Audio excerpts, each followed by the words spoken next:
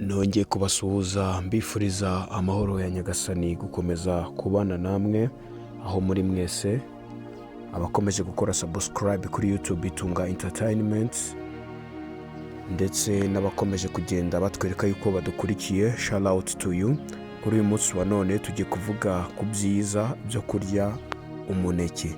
Umuneke ufite akahe kamaro mu mubiri? Ese umuneke ni izihe ndwara ushobora kuturinda? Wowe utabizi, ndagushishikariza gukora subscribe kuri YouTube channel yacu ya Tunga Entertainment kugira ngo bitazajya bigucika. Umuneke rero ufite akamaro cyane cyane ku buzima bw'ubwonko ndetse n'umutima, dore ko kubera yuko ukungahaye kuri potassium nyinshi, umuneke ufasha mu gukora neza k'ubwonko ndetse no kugabanya umuvuduko w'amaraso ukabije.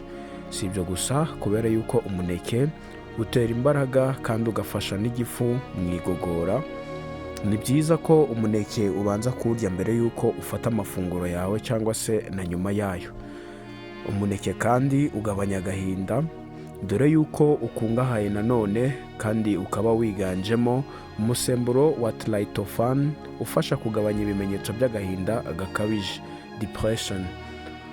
Umuneke kandi ufasha amagufa, yongera ubukana bw'amagufa kandi ukungahaye kuri vitamini ya A ikomeza amaraso.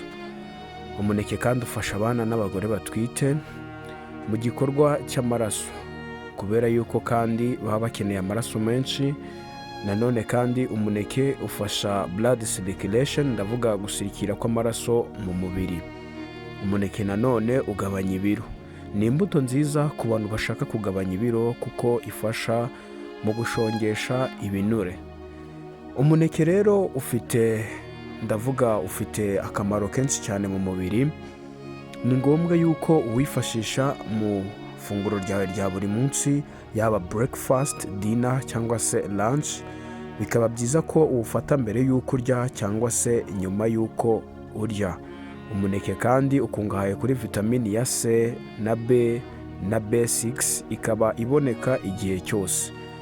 Birashoboka ko buri muturarwanda wese cyangwa se buri munyarwanda wese ashobora kuba yabona umuneke umwe, dore ko imineke idahenze. Umuneke umwe wafasha ifunguro ryawe kandi ugatabara ubuzima bwawe mu kugera mu kaga. Ese wowe ukurikiranye iki kiganiro, ni kangahe urya umuneke? Ni 2 ku munsi? Ni 3 ku munsi? Ni kangahe? Biragusaba kugira ngo utege amatwi neza. Nibiba byagucitse usubize inyuma iki kiganiro, ariko ubanze wumve akamaro k'umuneke.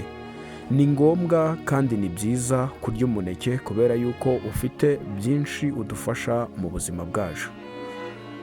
Ndabashimiye cyane mwe twabanye muri iki kiganiro. Ngende Itunga. Mukomeze gukora subscribe kugira ngo andi masomo ajyanye n'ubuzima atazajya bacika.